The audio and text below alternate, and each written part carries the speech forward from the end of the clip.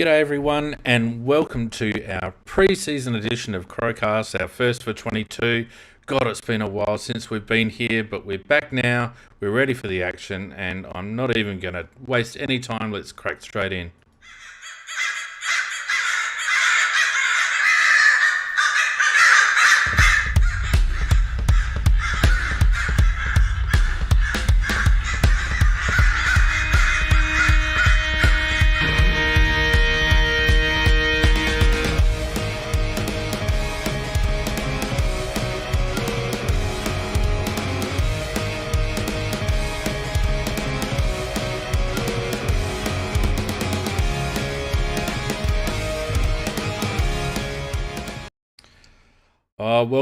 Welcome to the pre-season edition, the first edition of 22 for Crowcast. It's great to be back. It's a bit of a late start. We've had some issues. COVID has cracked in at the Crowcast household, but nonetheless we're here, and we've got a great studio audience just to kick us off. 13 or 14 people already in the studio audience.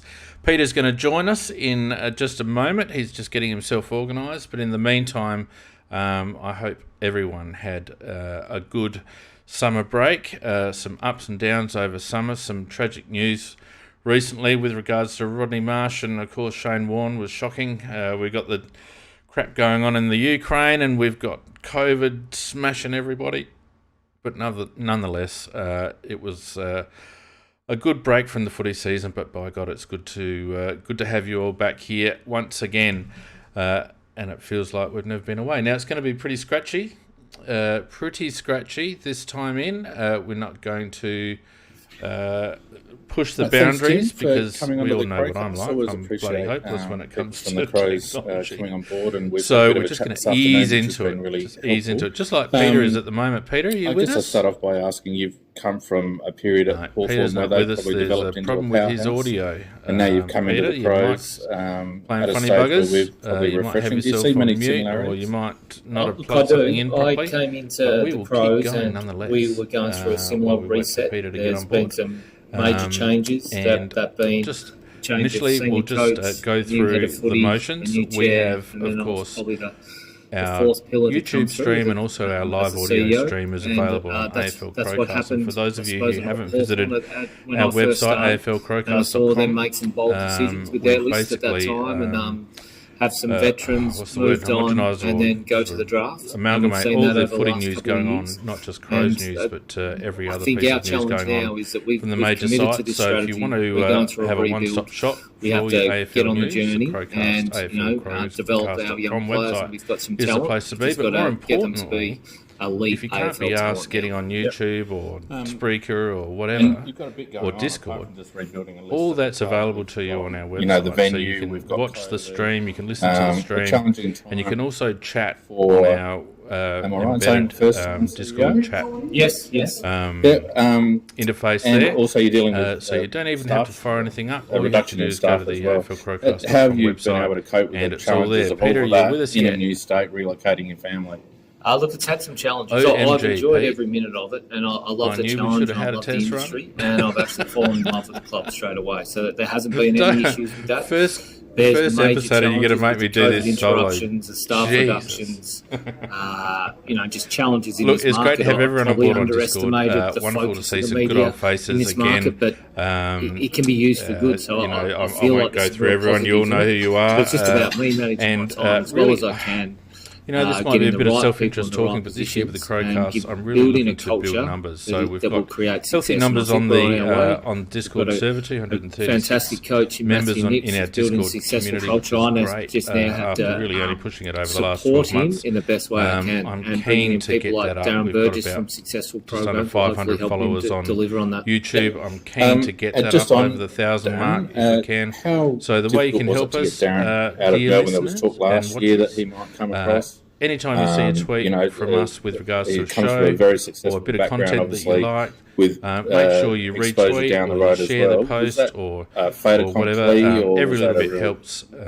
Labour. Traditionally, the Crows I think faithful with aren't Darren is that technologically he had moved around to a number of clubs and he'd so been they take a little bit of coaxing to get onto this sort of he's stuff. a talent, But it'd be great if we could build up our numbers this year. So we had a genuine lots going on, lots planned. And we had another shot at him this year. However, he was still in contract, which I also want to mention for hurdle. those of you who are faithful Patreon patrons, and I do thank you all from the bottom of my heart for your support. He's got his kids living over here. A community manager two young kids, and he wanted to get greater access to them and hasn't been able to with border restrictions. What have I got going on in the so we were able to talk to him, get a deal done. Is it actually doubling up? Because his focus was to get back to Adelaide, and what also how's that? Is that better? That must have just snuck in Tim's interview in the background. All right, how's that going? Give me a thumbs up on Discord chat. Beautiful. Sorry about that. See, I told you. Pre-season. It's all going to go astray. We haven't even got Pete yet, have we? Pete? We got you? All right, haven't got Pete. We do have a community manager coming on board. And the purpose of having a community manager is to assist with making sure that the people that support us are getting value for money. I'm notoriously slack. Well, it's not slackness. It's just there's only so many hours in the day, and the community management side, unfortunately, is a side that tends to be neglected, which is my bad. So Jen is coming on board this year to help us out with that side of things. Unfortunately, about 3 weeks ago, Jen got COVID, and I don't think she'll mind me saying this, and I don't know whether she's listening tonight, but it got her pretty hard. She was in hospital for a week with pneumonia and in ICU for a little while. And as a consequence, obviously the community management side of things was the last thing on her mind and on all her loved ones' minds, including my own. So that sort of stuff will kick off as she recovers over the next few weeks. So shout out to her. And hopefully over the next few weeks, your patrons will be able to start seeing the benefit of her contributions. She's a very organised person, not a football person, but she's a very being a football person wasn't part of the job specification. So yeah, she'll be all right, and she'll keep me on the ground running. And hopefully you guys will be able to see the benefit of that coming through. Now, Peter's just absolutely smashed me here by being conspicuous by his absence. And I'm going to put a shout out to Macca now. Macca, if you're around, feel free to come on board because Pete's having some audio issues, which is unusual for Peter.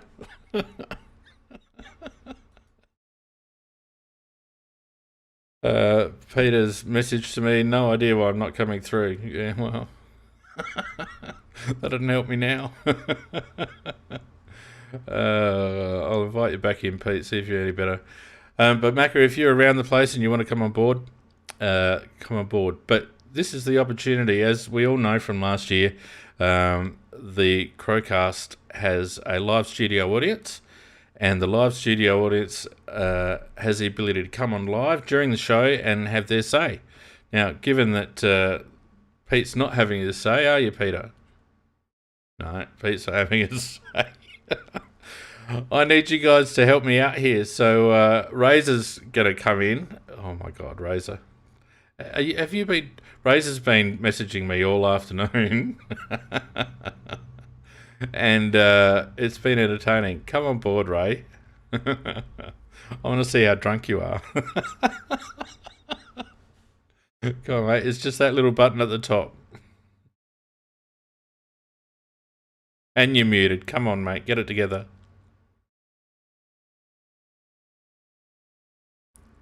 Now, see, what's going on, Ray? You're muted. Take yourself off mute, son.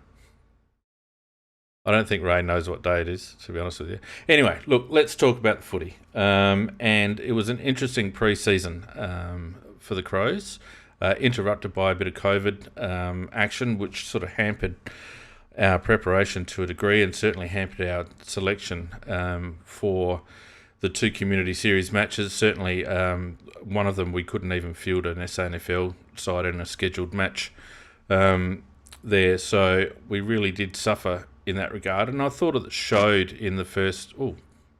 It showed in the first game against Brisbane in trying conditions away from home. It was a big ask for us to put up any sort of competitive sort of effort with the numbers that we had and under the conditions, and they certainly looked like they were in good nick, Brisbane. But certainly, I thought the game against Port Adelaide, particularly in the first half before we started to rotate a little bit and rest a couple of guys. We look very good in patches and quite competitive.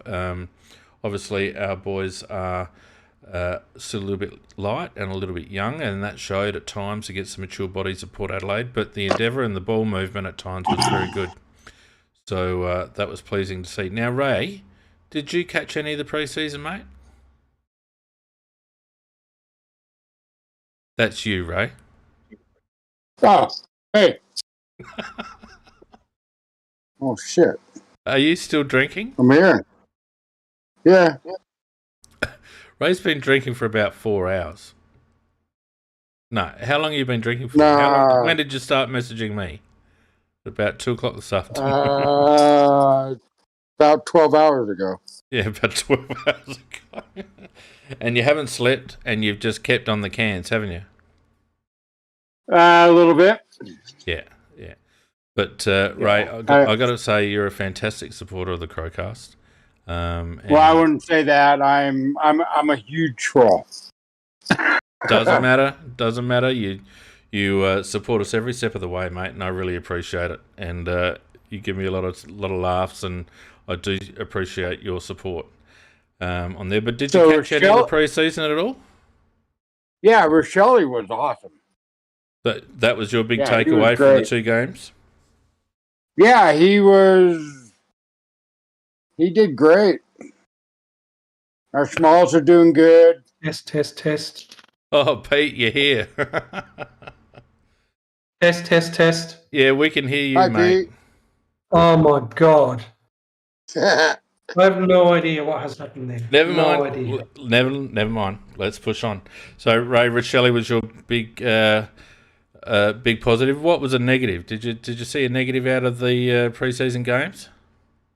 Rob.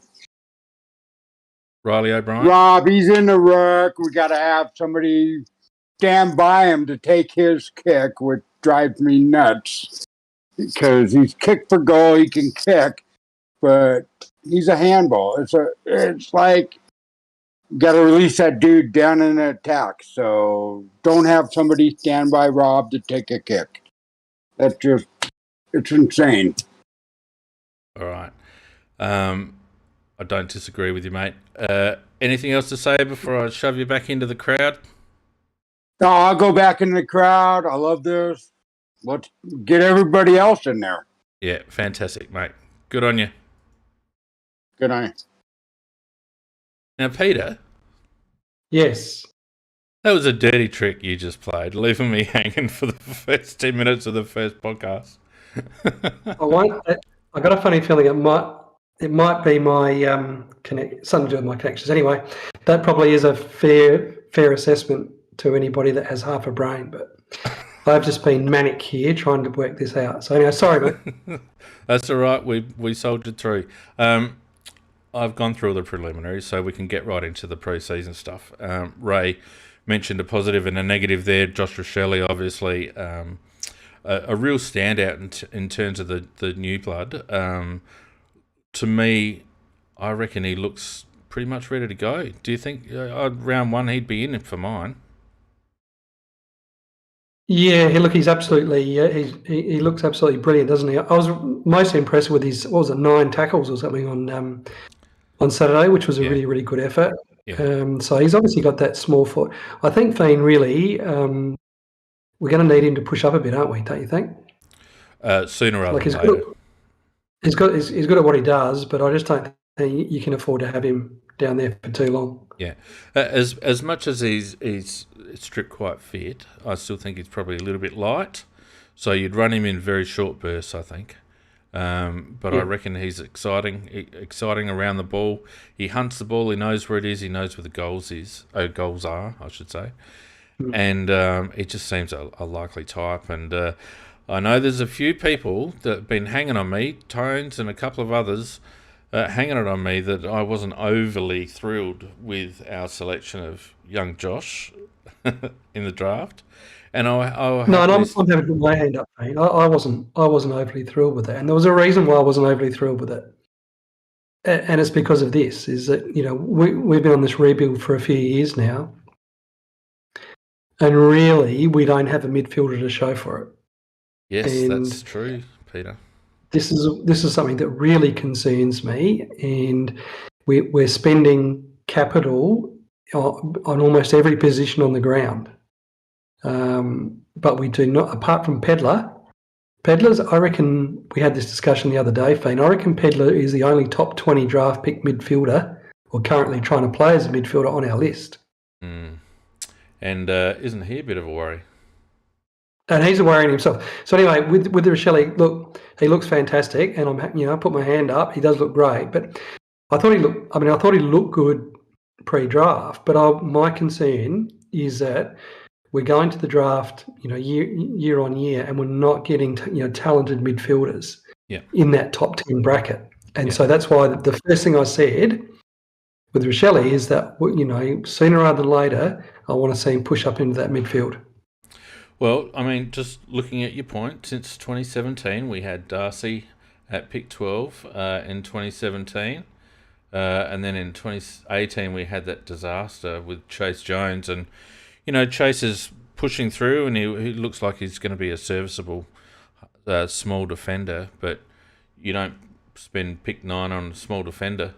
No. So it's good that he's going to be able to eke out a career, and well done to him for reinventing himself. But not a win from pick 9. Fisher Mackesy at pick 6 is a big concern, particularly considering our forward line doesn't look settled.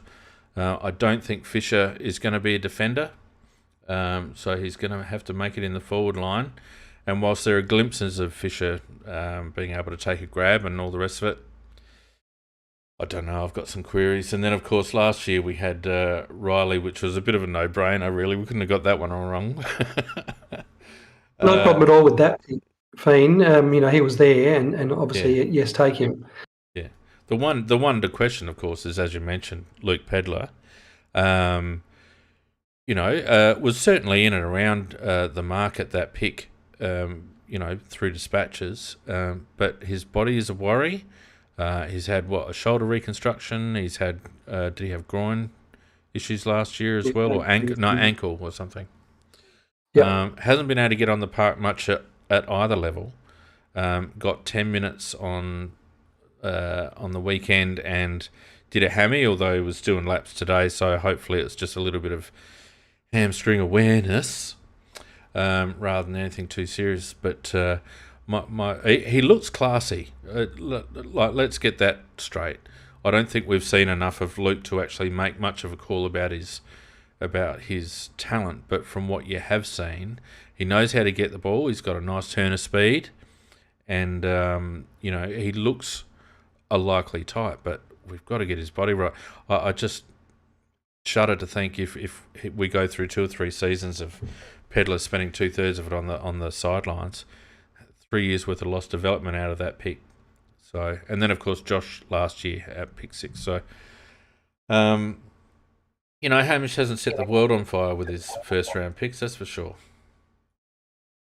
No, and the one, obviously, the Jones Butters comparison hurts a lot, and we're going to be looking now at Pedler and Tom Powell, I suppose, is one that you can probably look at who started pretty well, last year. And interesting I can relate to you a conversation that I heard at the Sandful level, and it related to Tom Powell and 2 fairly senior Tom Powell, Matt Powell. Sorry, did I say Tom Power? Yeah, Matt Power. Matt Power. Isn't Matthew his dad?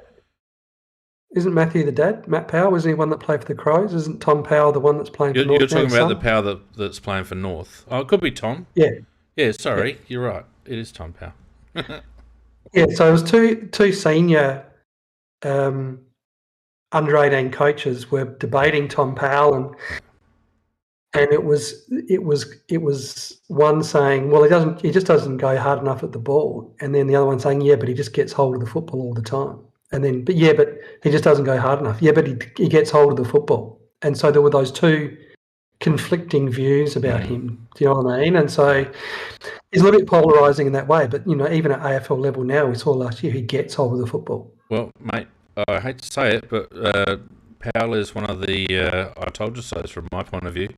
Yep. I was a big G for him because it didn't matter what level he played at, as you point out, was observed. He just kept getting the ball. He is a ball winner, and he's not too sluggish, and he's not a bad user of it either. So, that will be a possible debate. I've got high hopes for Luke still. My query was Luke isn't about his ability; it's about his resilience, his physical resilience. So it'd be nice to see him get a run at it.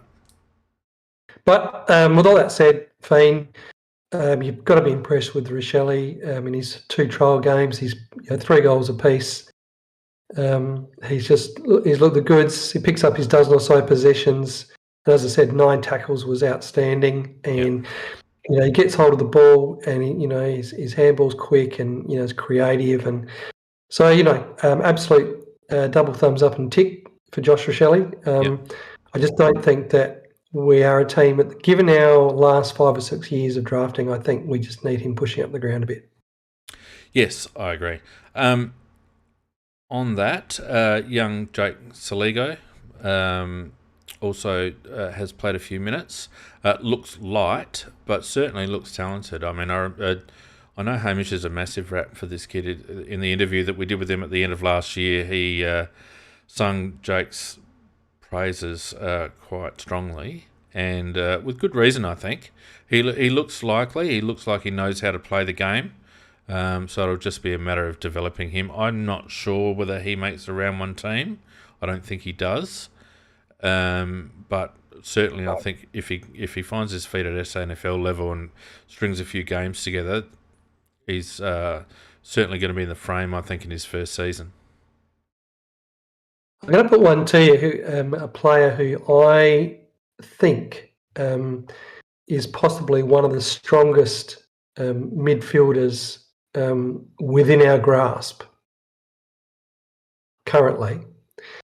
He's not on the list, but Nathan Freeman is a very, very good footballer. Fiend, good footballer. Yes, from Victoria. And I do want to have a chat about him, and if you don't mind, just as we're talking about midfielders, and I just wanted to have a talk about Nathan Freeman.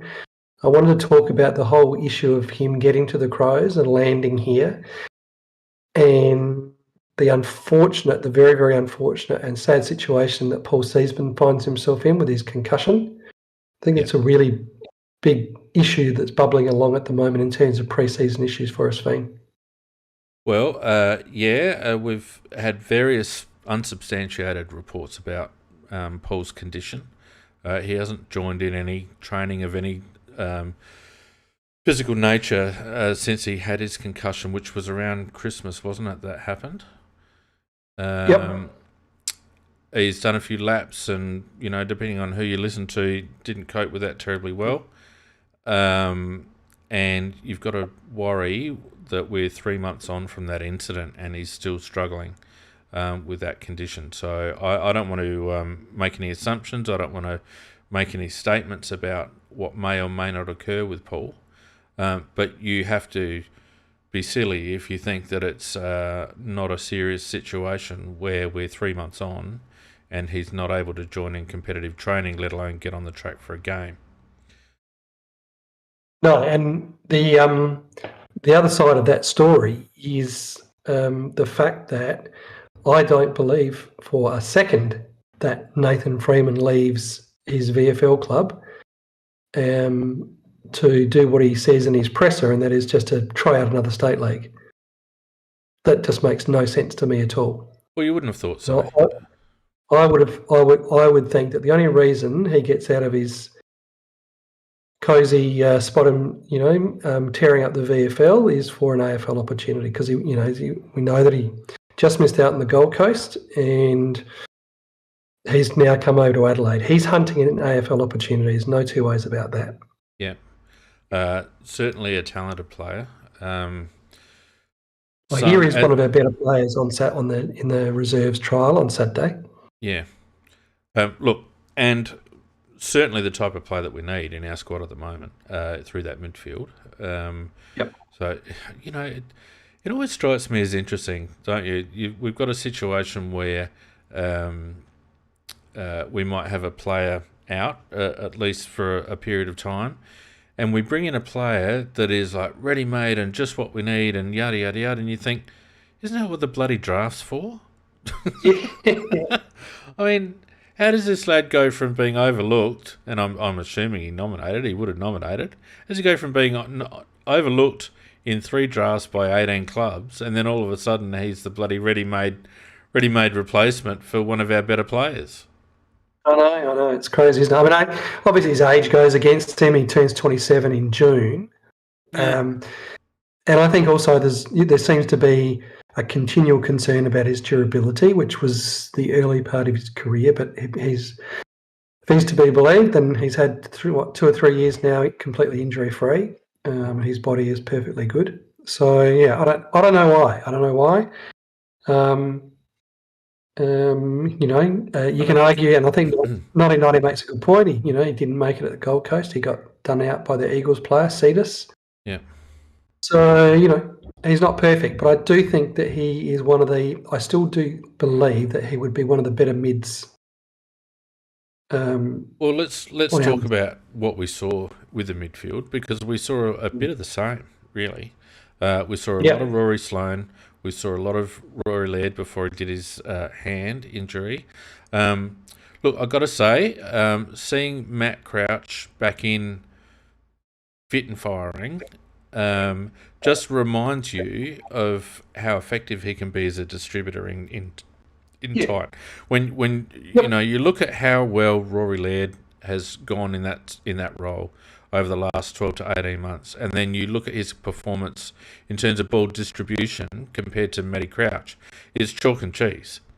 It's chalk and cheese. And Matt Crouch has got his failings, but as an in and under ball distributor, there's not many of his ilk in the league that are as effective as him when he's fit. So again, we've got this issue of fitness, but let's assume for a moment that he is fit. It all of a sudden frees up blokes like Laird and Keys and Sloane to be a little less inside, and perhaps we might reap the benefit of having Matt Crouch again at the coalface, and not having his brother there to handball to all the time. In terms of distributing the ball, because my impression last year with our midfield is that we were hurried. We were always one possession short in transition because we weren't running to space. And I just wonder whether Matty can offer us or can free up some of the other midfielders to give us some more options in field play. Yeah, totally agree. And I saw the game on Saturday night. Again, like you, I was really impressed with Matty Crouch, particularly given, when was the last time we played a full game of football? Would have been 2020. Yep.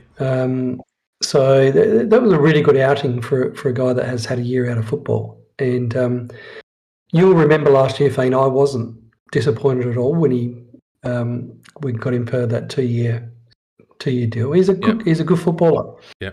He's an All-Australian club champion, and so there's plenty of people think that he's a good footballer, and I'm certainly one of them. And as you say, he has his limitations, but generally speaking, he gets his hands on the ball, and he just needs some people around him. Well, do you remember when he had that standout year a couple of years ago? It was very much about him being at the coalface, and I think for whatever reason, whether we were trying to manufacture something to accommodate Brad, I'm not sure. But before he got injured, he seemed to be playing more outside. I noticed in the stats he was getting more uncontested possession. And there seemed to be a real change in the way that we played him. I'd really like to see us just allow him to be that coal-faced player. He's a good ball getter. He's a good distributor by hand.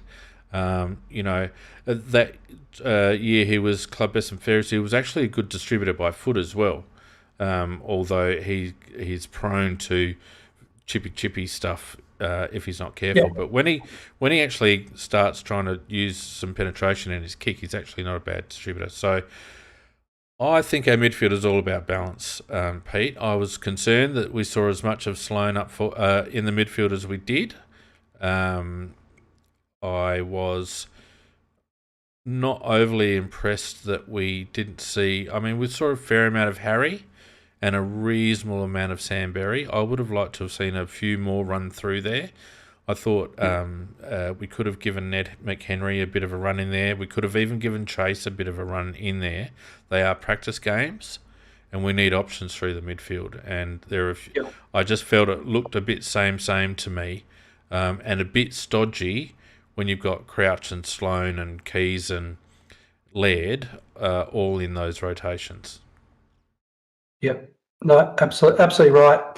And I thought it was strange that Sloane played so much on the ball. It just, we year after year we think, right, this is going to be the year they're going to, try and move Sloane out of there and play him on the, on the wing or in the forward line or something, But then, here we are again in a practice game. Practice game. We've got a 34-year-old playing, those kind of midfield minutes, which I thought was a bit disappointing. And not setting the house on fire either. Like, it wasn't as if he was tearing it up. And it worries me that we still are prone to this kind. I'm sure it's not, but from the outside it looks like favouritism. Sloaney, no one's going to tell Sloaney he's not playing in the midfield. I'm sure it's not that, but it just seems like poor match committee thinking to not say, all right, well, we've got a couple of games, let's run Sloaney off a half-forward flank, or let's give him a quarter off half-back, or let's play him on a wing. But he attended a lot of centre bounces, and that worried me. When we had the opportunity to give Sam Berry a really good run, and give Harry a really good run, and maybe try a few other blokes like Chase to see if we could get it. The other one that I thought could have got a run in the midfield, who is another one of my happy stories, is young Hinge, who I'm very impressed with. Mitch Hinge. I've loved him from the moment he played in that round one game where he got injured, dislocated his shoulder twice. He just showed something to me. I think he's the sleeper in our squad. If he can stay fit and if he can keep that shoulder intact, I think he's going to have a breakout year at AFL level because he's fit, he's fast, he's fearless, and I can't think of any other F words that I can say. Other than the usual. Yeah. So I agree. I think he's in our first 22. Yep. I agree. Again, I feel like the forward line is a little bit of a concern. Is it structure? Is it delivery? Is it the patterns that they run? Is it work rate? I don't know. It just doesn't seem potent to me, Pete. I saw bits and pieces that I really liked, and the bits and pieces that I really liked is that I saw a couple of times. I reckon maybe I saw Josh, the setup of Josh Rochelli's first goal, I think it was, going with the wind in the second quarter, is they hit Himmelberg at the top of the square. He makes a contest. McHenry reads is there. McHenry dishes to Rochelli kicks a goal. It looked really simple primary school stuff. Hit the big guy at the top of the square. Big guy provides a contest. Little guy reads it, and they get a goal. And that happened again in that quarter, except, I don't know if you remember, McHenry hit the post. Yeah. So it was a dribble kick. Same thing. Himmelberg makes the contest. And then it happened again in the third quarter. I can't remember who it was that benefited from it. But again, Himmelberg provides the contest, and in all of these 3 or 4 occasions, Himmelberg doesn't get a stat, doesn't get a thing, doesn't get a cracker, not a scoring involvement, not a brass razzo. But he makes that contest, and the crumbs. So I reckon we got 2 and a bit goals, two goals won, not enough, but that looked to me to be something that had a little bit of upside to it, I guess. If you want to call it that, where you've got one player being the meat and the sandwich, and then you've got some quite decent small forwards buzzing around. Yeah, very, very interested to hear people's thoughts on the Berg and the rest of the forward line. So if you're in the live studio audience and you want to have your say, feel free to stick your hand up and we'll get you on. Pete, I've thought over the last 12 months that Himmelberg is Matt Robin. Doesn't. I know you've said that. And what Matty used to do, because we invariably lost when Matt didn't play, what Robin used to do is frustrate us all by his soft hands, but he always provided an avenue. He always straightened us up. And if you've got a bloke that you can rely on to make contests and to be in the right positions, then that's almost as good as the bloke taking the mark. As long as your crummers and your flankers know where to run, where to be. Now, I'd love to see Elliott take more grabs. I really would. He's because he's got so many other good attributes. He's fantastic at ground level, and he's got a good ticker. I just love him to be more aggressive in the air. But at the very least, what he does do is provide us a target. What concerns me is that we went through this last year when we analysed our forward 50 entries, is that we still seem to be quite prone to that panic kick or that high kick into the forward line. And to me, that's a product, as I mentioned earlier, of not enough spread on transition to get that extra possession, to get us to the 60-metre mark in a bit of space that we can hit up a target. The other part about all that is Darcy. Darcy impressed me when he was involved, but he didn't get involved enough. Yeah, and this has always been the issue. Yeah, it's. I went back and had a look at Darcy's year though. Last year, he played 16 games for his 24 goals at 1.4 goals a game. Mm. So if he replicates that through 22, if he actually plays a full season, he replicates that through 22 rounds, he kicks 32 goals. Mm. Is that enough for a third forward? If he's playing as a third forward, absolutely. But I think if he's playing as a third forward, his role changes. And what his role changes to is more of a leading high forward. And that's where work rate comes into it. You know, Tom Lynch was a classic at being able to run the arse off his opponent. Nick Riewold's the classic example of that. Obviously, not as a third, but as a very aerobically capable forward. Darcy's a one lead wonder, as far as I'm concerned, and that's his downfall. When coaches are congesting forward lines and cramping forwards for space and blocking holes and all the rest of it, a forward has got to be canny enough to be able to lead once, lead twice, lead a third time, dummy lead, push off, all that sort of stuff. I don't see those second, third and fourth efforts from Darcy in terms of being able to make something happen. He's a great hit-up target when it's put on a plate to him and when he's got separation. But I don't see him very often making something happen.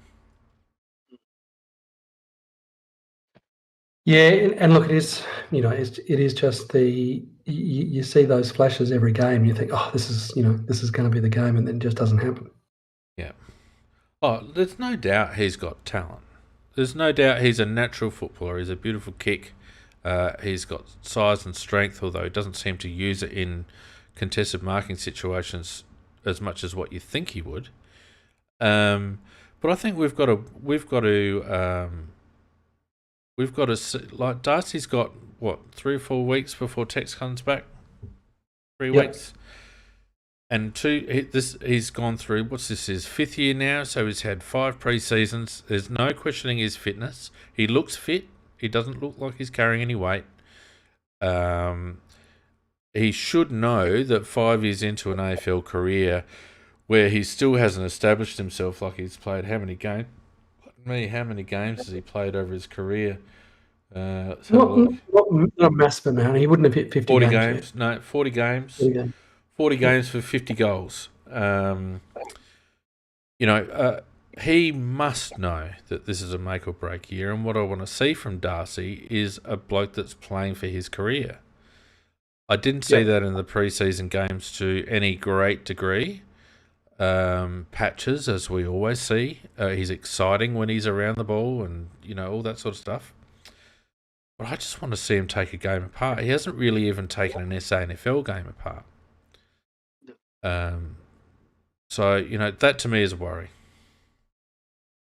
Yeah, it absolutely is. And also the other thing that he's got going for him is if they do structure up similar to what they did on Saturday, where they've got Elliott and Riley floating around, you've got 2 big tools to take big defenders.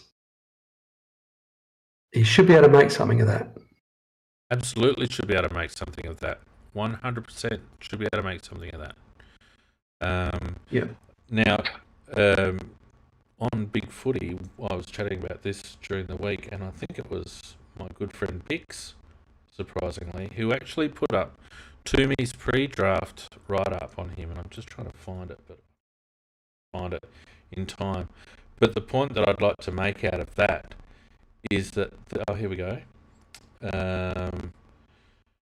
Why they should pick him. He's big, burly, bustling, and has presence about him. He won't be the type of player to win heats of the ball at this stage of his development, but you notice most of his touches. The query, his inability to string together good games this year means that clubs will need to get their heads around why that was and the reasons behind it. Fogarty will also need to improve his aerobic running before he can be a midfielder at AFL level, so will need to start as a forward. Players like Jake Stringer, they reckon, which is probably not a bad comparison. The bottom line, it was, and this we're talking about his draft year, it was a challenging season for Fogarty, and that can't completely be overlooked. However, his good stuff is as exciting as anyone's. He's not the first player to have his struggles in the top age draft season, and it's easy to look ahead and see Fogarty playing some damaging footy next year. When you read that write-up, my biggest concern is that basically you could be describing every season of Darcy's AFL career. There's been no forward development, in my opinion. Yep. So that's my concern with him. Yeah. And you look back. You look back to his big breakout game at in Perth, where he kicks 5 goals, and then just hasn't happened. Went missing after that. Yeah. And there's probably been an element. I'm feeding back through your headphones at the moment. There's probably been an element of confusion with regards to Tex, because they are clones and they play very similarly, have very similar qualities, and at various stages over Darcy's career, Tex has looked like he's down and out. And the rebirth that he presented at the beginning of last year, I don't know whether Fogg would have been overly happy with that. But Darcy should prepare for his season as if Tex is going to be playing. And he needs to make it happen. Darcy needs to push Tex Walker out of the side. That's what it comes down to. He needs to play well enough that the selectors cannot ignore him. And if it's a choice between him and Tex, he's got to make it impossible for them to choose Tex at this stage of Taylor's career. So that's Darcy's charter, and that's Darcy's charter for this season, because he's got this and next year left on a contract. I don't reckon he gets another one if he serves up 2 more seasons of what we've had. No, and I feel like he's just sort of marking time, thinking to himself, "Well, I've just got to wait out Tex." I think that's maybe been a thing Pete. But he's got to take the bull by the horns. Now, we've got 1990 Crow, one of the great friends of the podcast and a regular entrant onto the stage. Mate, how you going? Thanks, Phoenix. Can you hear me? Oh, look, mate. No, there you go. Can rely on you not to have audio problems like the rest of the bloody idiots. I've got some expensive headphones this year, so... You're prepared. Give us some thoughts, mate. I just thought with the pre-season games, it was probably a little bit disappointing. Just probably with some of the development I didn't really see from some of our younger players. But also, I think just to remember that last year, the games that we saw, we were probably in a similar position where we were last year, talking that it was going to be a difficult season and didn't quite see what we wanted to see, and then we came out and won 4 of our first 5 games or something. So I think we take the games we saw with a grain of salt, and hopefully we see more round 1 than we saw the last couple of weeks. Good comments, mate. I agree with you. I mean, the one that I was particularly looking forward to seeing, but looks to have fallen away a little bit, was Jackson Hately. I thought had high hopes for him this pre-season, but he's just struggling a bit. Although apparently had a good game in the Sandful on Saturday. But I think you're right. I think in the end, I think last year I had a look at today. Actually, we won 7 and we had another 5 games that we lost by under 12 points. So that's 12 games that we either win or unlucky to lose. So it wasn't that bad a year, particularly seeing some of the wins that we had. Against Melbourne and Geelong and those teams, and we almost rolled. We had Port by the shorts for quite a lot of time. So we did have a competitive year last year. So you would just hope there's a little bit of linear improvement. Yeah, I just want to see improvement. I don't think we're going to be playing finals or anything. So I just want to see another 15 to 20 games into the players that we think are going to take us forward. Obviously, there's still question marks on a whole heap that you've already gone through this evening. We probably want to see more development, particularly in some key players like Pedler, Fogarty, and others through the midfield, because they're glaringly obvious where we're struggling.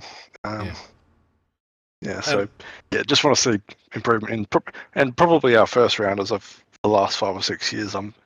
It's starting to get to the point where they need to really show something. Yeah.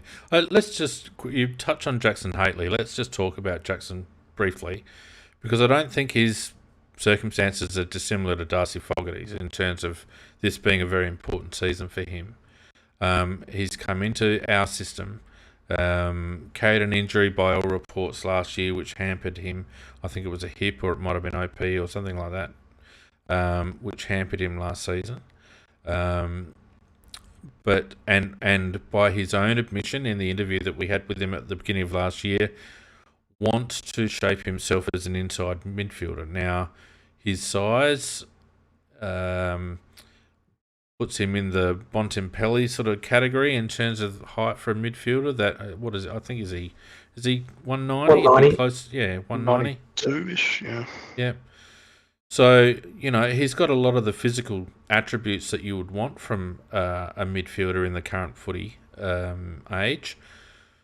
I don't see him as having shown much in the way of being dynamic or being line breaking or whatever. His disposal doesn't hurt the opposition very much, and he doesn't get enough of the ball. Now, as you said, Pete, and I didn't see the game, but by all reports he had a very good game in the SANFL. And you want him to have a very good game in the ASL. You want him to have about half a dozen of them. And then when he comes into the AFL side, you want him to not just be making up the numbers. Jackson being in, his 4th year now of AFL football, I think. He needs to He was play 2018 draft. Yeah, he needs to play like a 4th year player. Yes, he hasn't had a lot of opportunities at his first club, and he hasn't had a lot of opportunities with us. But he's in a position where he came in through the preseason draft with us, and he's at the bottom of the pile in terms of midfielders at the moment. and he's got to make every post a winner, Jackson Haley. When you put it like that, Fane, when you're talking about Jackson when he was drafted, it's horrific to think that 2018 draft you're thinking is always talked about as being a bit of a super draft, and we've got pick 9, pick 11, and pick 16 from the super draft in our team, in the squad. Jones, Haitley, and McHenry. Yeah.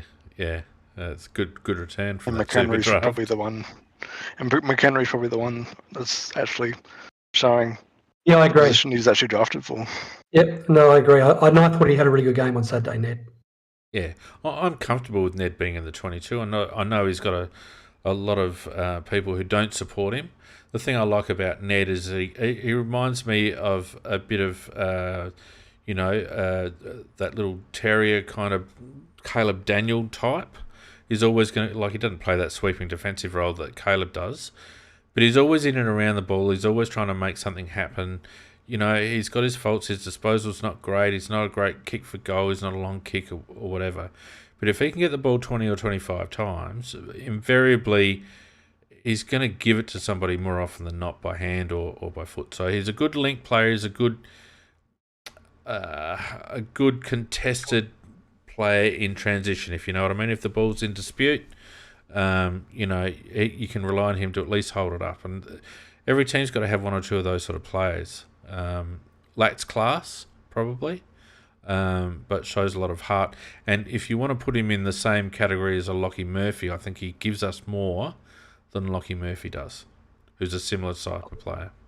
Very, very comfortable having McHenry and Rochelle as our small forwards. I think McHenry would be a better player in a better side. I think if we, in 3 or 4 years' time, have a better midfield where we're able to spread from contest and he's pushing up from high half forward, he'll get into a lot more space and become an even more damaging player. What I don't want to see, and what I did see a couple of times through the pre-season, is that he was doing what Lockie used to do, and let's go for bloody marks.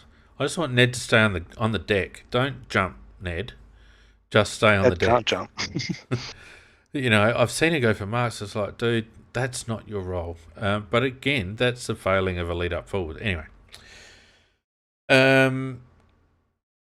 So forward is a bit of a worry. Riley's still taking time. I have a little bit of a concern about Riley's overhead marking, contested marking at the moment. He probably needs to be a little bit more assertive, I think, with his body positioning. But that's that he's a kid, so he's got a long way to go in that regard. And it, by comparison, it took the Kings a couple of years to really find their feet in that regard and to become more demanding of the ball. And I've got no doubt that Riley will get there in that respect. Do we think that the forward line is Himmelberg, and Fogarty / Tex as the 3 bigs, if you like? I'm not sure I'd be locking in Himmelberg, to be honest. He's still a bit 50-50 from what he showed in the preseason. I think they'll back in Fogarty and Thilthorpe. It's probably down to that last position. I think McAdam gets in. But in terms of that third tall, I don't know which way they'll go between Gallant and Himmelberg. Depends on how much they trust Fogarty and Thilthorpe to provide a contest in the air. And that's anyone's guess, I suppose. Well, Lockie Gallant, really like him, and good mention there. 1990, also Arab child mention as well. I do like him. He still seems, he just jumps at the ball really, really well. Just still seems a little bit light on, but attacks it so well in the air, Pete. He just jumps it, doesn't he? Just jumps at the ball really, really well. So what Lockie does aerially is he is quite comfortable going for the ball when he's not in position. He's quite comfortable to try and make something aerially out of nothing. I remember one of the marks that he took last year. He was nowhere near it. He was completely out of position, but just threw himself at the contest and took the grab. I really like Lockie. Got a bit of a Mitch McGovern type skill in that aspect. Yeah, it's probably not the spring-heeled jack that McGovern was, but I just feel like he's one of those players that you just know he's very comfortable overhead. And personally, I can see him overtaking Darcy Fogarty as that third tall option if Darcy doesn't pull his finger out, because I think he's got some tricks, Lockie. Yeah, I think he just even in the early doors, I reckon he potentially pushes out McAdam as well for that kind of role. That McAdam was that sort of X factor jumper. Yeah, I think Gallant probably challenges him for that role. I've moved on from McAdam. Yep. Now, 1990, we do have the Arab child waiting for a chat. Have you got anything more you'd like to add before I throw you back into the heaving crowd? That's all, Phoenix. Keen to see how the boys go round one, and hopefully a bit more positive. Great to have you on board again, mate. We'll chat again. Cheers. Bye. Cheers. And just as we bring the Arab child in, Peter, what of James Rowe? Yeah, I think that McHenry and Rochelle have got those two positions really tied up. So I think that he's going to struggle to get into that side now, unless they I can't see we talked about it earlier, but I can't see Rochelle being moved up to too much midfield time in his first season. I think they'll just gradually ease him into it. I think that would spell a bit of difficulties for both Murphy and Rowe. I think McHenry is. I was really happy with his game. Some of the things that he did on Saturday. So I think that Rochelle and McHenry look like they've got those two positions sewn up. Yeah, I'd agree. G'day, Arab child, mate. How you going? Oh, no audio. Vardy wins the bet in chat. Just having my problems. Oh, how much did you put on, Vardy? Anyway, look, Arab, if you get that sorted out, come back on, mate. We've also got a couple of, we've got Nankervis to think about. And I always forget the other lad's name. What's his bloody name? The one that we took? Oh, Taylor? Pedler, yeah. He had a very good game on Saturday. From all accounts, he had 20-odd possessions and looked pretty good. Yeah. Another one that Hamish is a big rap on, not that necessarily means anything, but he has a good size about him as well, so he could be around the mat. Nankervis, I think, could be a freak or it could be nothing. We'll have to wait and see on that one, but it's certainly got some tricks. Ray mentioned earlier about O'Brien in the ruck, and we saw a bit of Kieran Strawn during the pre-season as well. Is Riley hands down first choice ruckman this year, do you think? I think so. I think Strawn is really, really good for us. I think he's good for us because not only is he good quality backup ruckman, but I think he pressures Riley. I think Riley's lifted his game. Since Strawny has taken those steps to look like an AFL footballer and look like he could put pressure on, I think that's really helped. It's put pressure on O'Brien. He knows that he can't take that spot for granted. And I thought, he was brilliant. He was clearly our best player on Saturday, and he looks set to be having a good season. And I think that he'll start in the number one ruck spot, no question about it. And I just hope that we can keep Strawny for a bit, because I think if he has another good year, I think he'll just about be out the door. Yeah, Rob's good is really good. His bad is bordering on comical. But he did have a good season a couple of years back, and he kind of probably regressed a little bit last year for one reason or another. I think he can still work on his tap rucking in the middle. But around the ground, he's good value and starting to push up forward now and again, which I don't mind at all. And if we do play Himmelberg and Thilthorpe, that gives us a bit of flexibility about rotating those three through the tall spot. So, I'm happy with that. Obviously, we didn't see anything of Geordie Dawson, which was disappointing. By all reports, is going to be touch and go for round one. Calves can be a bit annoying in that regard. But Geordie obviously gives us some class in that midfield piece, Peter. Yeah, absolutely. So I think that going back to your earlier point about having Matt Crouch closer to O'Brien, I think that's where, hopefully someone like Dawson could come into his own, because he's the kind of player that Matt needs to be able to distribute to. Yes, exactly. The other one that we haven't seen anything of is Wayne Miller. Did he play in the twos? He's still a couple of weeks away, isn't he, I think? He played in the twos, very, very rusty in all accounts. Very rusty. Yeah. But Billy Frampton apparently had a really good game. Haley had a good game. Freeman was very good, apparently.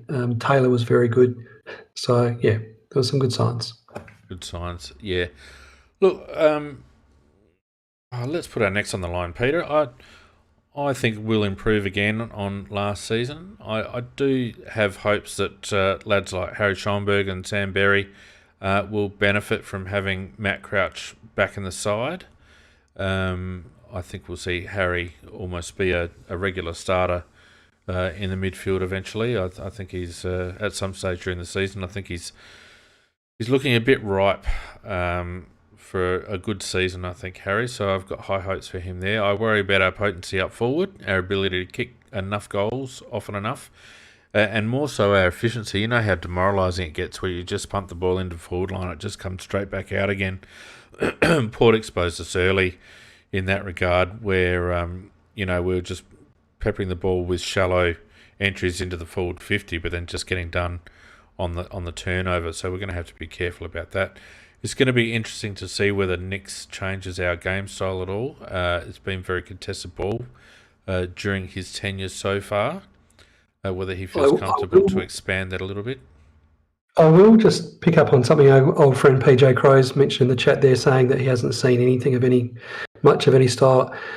I would take an issue with that, because I think there is something bubbling away there, and I thought that we saw it a few times last year, and that is a very, very one-on-one contested, energy-sapping, frontal pressure style of game that is very, very effective, and it was effective in a few games for us. And it's finals football, and but it's for a young side, you cannot be playing that kind of football week in, week out. It just doesn't work. And they find it hard to manage it even just for a whole game. And if you want an example, if anyone wants an example, go back and get a video of the second showdown against Port Adelaide, where they only did us by a few points, and we had them for most of the game. We just couldn't quite hang on at the end. But that game, all around the ground, there was no zoning off. There was nothing like that. It was just one-on-one contested football all the way around. And I thought after that night, Fiend, I thought, do you reckon Port are in trouble in the finals here? So they did not like that one. No, they didn't cope with it. No. And that was that turned out to be true. So look, there is a real final style style of football that's brewing away there, and I think that it will just take some time for the physicality of the squad to be able to deal with that. Yeah. Well, I also think, Peter, that game style cannot be played for 4 quarters by any team other than probably Richmond, right? Yep. And I think for that very reason, you've got to be able to switch on and switch off of that game style. That's got to be a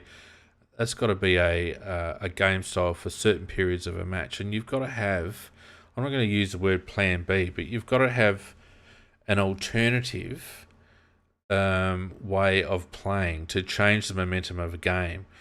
Sometimes changing the momentum of the game just means sitting behind the ball for 5 minutes and, starving their forwards of opportunities. Sometimes it's frontal pressure where you're just hammering them at the contest and wearing them down, and then you hit the pedal and open the game up and try to get some fast-flowing footy going.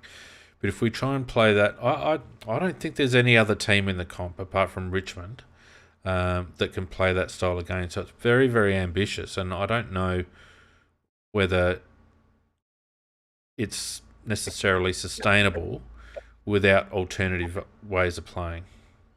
Yep. No, I hear what you're saying, but I think that there is something that they're working on there. But and also, Fane, I mean, not just within a game, but you got to try and get through a whole season, and you got to try and win enough games to get into the finals to play that. Yeah. So there's a lot of work that to be done. a lot of work to be done, and none of us can be, shy about the fact that it's, we're still sort of years off, really. But if we can see some improvement. Yeah, I think we will be almost knocking on the 8. What do we have? 7 wins last year. I'm predicting that we'll go 8 to 10 this year. I think we've got a couple more wins left in us. We didn't get blown off the park too many times last season, and we did push a couple of teams, and we did beat a couple of teams that we probably weren't expected to. So I think we'll still be in the second half of the ladder, but some people have got us finishing 18th, and I just don't see that. No, that's not going to happen. No. Yeah. Now, I do see Macca in the midst of the crowd there in the mosh pit. Macca, I don't suppose you're wired up for a quick chat before we finish up? Fine. Yeah, you got to go? There's no such thing as a quick chat with Macca. We all know that. That's a very good point. I don't think he's wired up anyway. There you go. I love you, Macca. Look, we will have Macca on from when our Sunday night shows return, which will be on the Sunday of round 1. We're actually playing Freo that afternoon. So, and I will just let people know that I'm changing the time slot of the weekend wrap. We're moving from 7:30 to 8:30 this year.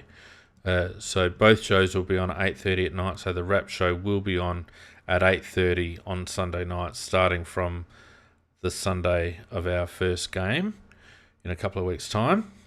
So hopefully that suits people. Pete, I think we'll probably round it off there. Thanks to everyone who's joined us on Discord. Thanks to everyone who's chatted with us live and in the live studio and joined us on YouTube. Don't forget, it would be fantastic if you could, share the videos, share the tweets, share the posts. We really would like to get our numbers up this year. We've got a lot going for us, this community, and there'll be a lot happening this year. So the more the merrier as far as I'm concerned, Peter, don't you reckon? Absolutely. And it was great that we had a few people talking already. Brilliant. And it's only week 1, so that's great. Yeah, fantastic. All right, guys. Well, look, thanks very much. It was a little bit scratchy, but it is pre-season after all, so you can forgive us. And we will be back next Tuesday for our preview of round 1. And then away we go, Pete. Back again into it. Yep. We're back. We're back. All right. Don't forget you can support us on Patreon if you like. Patreon.com/AFL Crowcast. Get around us on Twitter, Facebook, and all your other platforms. Until next week. No, what's the saying? Until then, until later. We'll see you next Tuesday. Good night. Cheers. Bye.